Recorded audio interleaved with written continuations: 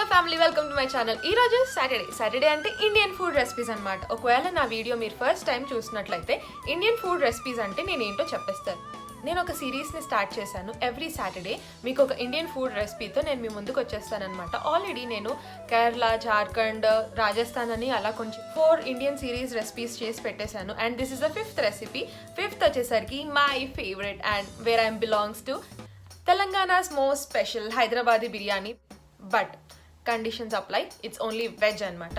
అదేంటి వెజ్లో బిర్యానీలే ఉండవు, ఓన్లీ పులావ్ ఉంటుంది అని కొందరు అంటారు.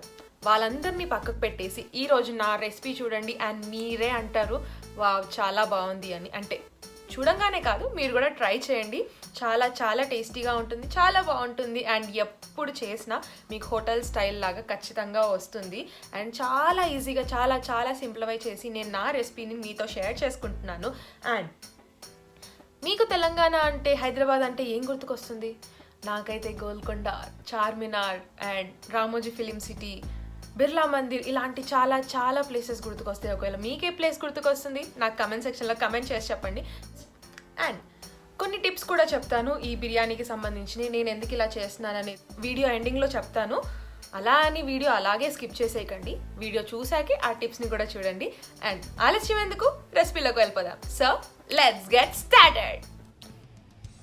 ఒక బౌల్లో 3 స్పూన్స్ ఆయిల్, 1 టేబుల్ స్పూన్ ఘీ వేసేసుకొని ఇది వేడయ్యాక బిర్యానీ మసాలాస్ అన్నీ వేసేసుకుందాం. ఇప్పుడు ఇందులో నేను 2 బిర్యానీ ఆకులు, దాల్చిని చెక్క, 4 లవంగాలు, అనాస పువ్వు, షాజీరా, 2 ఇలాయిచి, బండ పువ్వు వేసేసుకొని ఇదంతా మంచిగా ఆయిల్లో దాని ఫ్లేవర్స్ వచ్చే వరకు మిక్స్ చేసేసుకుందాం.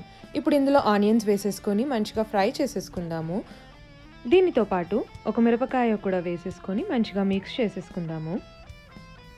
ఇవి వేగాక కొంచెం అల్లం వెల్లుల్లి పేస్ట్, అది కూడా మొత్తం పచ్చివాసన వెళ్ళే వరకు మిక్స్ చేసేసుకొని ఇప్పుడు ఇందులో మనం వెజిటబుల్స్ని యాడ్ చేసేసుకుందాము. నేనైతే క్యారెట్ ముక్కలు అండ్ ఆలు ముక్కలు వేసేసుకొని మంచిగా కలిపేసుకుంటున్నాను. అండ్ కొంచెం సాల్ట్ వేసేసుకొని దీన్ని కుక్ చేసేసుకుంటున్నాను. ఇది కుక్ అయ్యే వరకు పక్కన ఒక కుక్కర్లో 5 కప్స్ వాటర్ని యాడ్ చేసుకున్నాను. ఇప్పుడు ఇందులో బిర్యానీ మసాలాస్ వేసేసుకుంటున్నాను. అండ్ కొంచెం నెయ్యి కూడా వేసేసుకొని మంచిగా మిక్స్ చేసేసుకుంటాను. ఇది బాయిల్ వచ్చే వరకు దీన్ని కుక్ చేసుకోవాలి, కొంచెం సాల్ట్ వేసుకొని. ఇప్పుడు ఆలు ఇంకా క్యారెట్ కొంచెం కుక్ అయిపోయాయి. ఇందులో కాలీఫ్లవర్ అండ్ గ్రీన్ పీస్ వేసుకొని మళ్ళీ ఒకసారి కుక్ చేసుకుంటున్నాను. ఇవి తర్వాత ఎందుకు వేసుకున్నానంటే ఇవి కొంచెం త్వరగా కుక్ అయిపోతాయి అన్నమాట. ఇప్పుడు ఇందులో 4 టేబుల్ స్పూన్ కర్డ్, 1/2 చెంచా పసుపు, 1/2 చెంచా జీరా పౌడర్, 1/2 చెంచా కొరియాండర్ పౌడర్, 1/2 చెంచా గరం మసాలా, దీంతోపాటు 1 spoon chilli powder and 1/2 teaspoon salt వేసేసుకొని మంచిగా మిక్స్ చేసేసుకుందాము. ఇప్పుడు ఇందులో కొన్ని పన్నీర్ వేసుకుంటున్నాను, ఇది ఆప్షనల్. అండ్ దీంతోపాటు కొంచెం కొరియాండర్ అండ్ పుదీనా వేసేసుకొని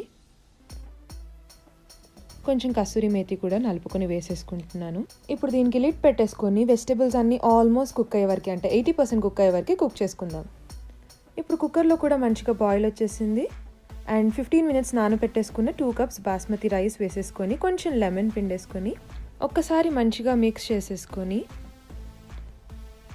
గ్యాస్కేట్ ఇంకా విజిల్ లేకుండా జస్ట్ మూత పెట్టేసుకొని కుక్ చేసేసుకోవాలి.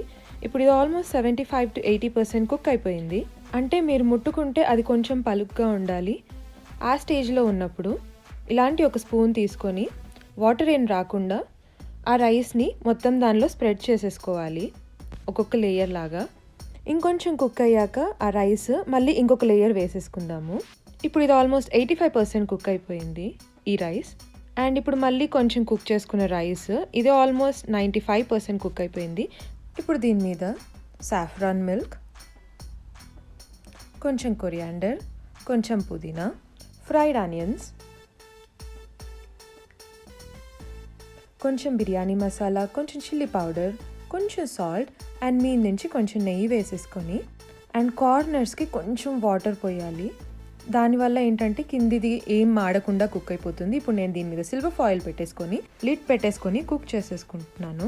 లో ఫ్లేమ్లో 10 మినిట్స్ కుక్ చేసుకున్నాక లిడ్ తీసేస్తున్నాను. చూడండి, చాలా చాలా టేస్టీగా, చాలా కలర్ఫుల్గా బిర్యానీ రెడీ. సో చూసారు కదా ఎంత ఈజీగా మీరు ఇంట్లో బిర్యానీ చేసుకోవచ్చు అనేది. అండ్ నేను దీనికి మీకు కొన్ని టిప్స్ చెప్తాను. ఏంటంటే రైస్ కుక్ చేసుకునేటప్పుడు లెమన్ పిండుకోవడం వల్ల రైస్ వైట్గా వస్తుంది అండ్ పొడి పొడిగా వస్తుంది.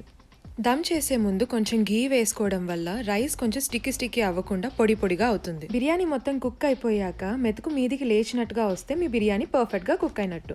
మీరు బిర్యానీ దమ్ చేసే ముందు ఇలా కొంచెం మసాలాస్ చల్లడం వల్ల దాని ఫ్లేవర్ ఇంకా బాగా వస్తుంది. వెజిటబుల్స్ సపరేట్గా కుక్ చేయాల్సిన అవసరం లేదు. కుక్ చేసి మళ్ళీ ఇందులో మ్యాగ్నేట్ చేసి తర్వాత మళ్ళీ ఇలాంతా ఏమీ అవసరం లేదు. చాలా చాలా సింపుల్గా ఎంత ఈజీగా చేసుకోవచ్చు కదా.